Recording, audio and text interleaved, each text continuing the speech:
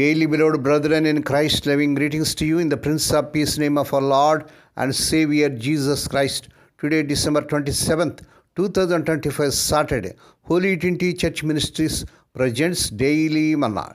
Today's subject, God in the midst of His people. God in the midst of His people. Now let us open our Bibles and read a verse from Exodus 23rd chapter, 22nd verse. But if thou shalt indeed obey His voice and do all that I speak, then I will be an enemy unto thine enemies, and an adversary unto thine adversaries. May God add His blessings through the reading of His precious word. Dear children of God, saints of God, according to Exodus 23rd chapter 22nd verse, that if the Israelites diligently obey the voice of God's angel who represents God's presence and authority, God promises to fight their battles, becoming an enemy to their enemies and an adversary to their adversaries, and ensuring their protection and success in entering and possessing the promised land. Praise God.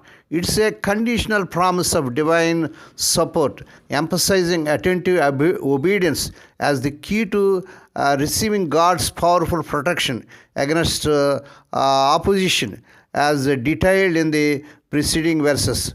The Lord Jesus Christ in the midst of His people is to be acknowledged and obeyed. He is the vice regent of God and speaks in the Father's name. And it is our implicity and immediately to do as He commands. We shall lose the promise if we disregard the prospect. To full obedience, how large the blessing. The Lord enters into a league with His people, offensive and defensive. He will bless those who bless us and curse those who curse us. God will go heart and soul with His people and enter in deepest sympathy into their position.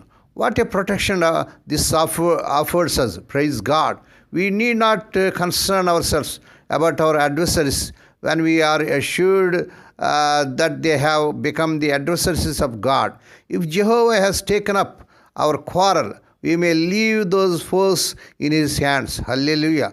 So far as our own interest is concerned, we have no enemies.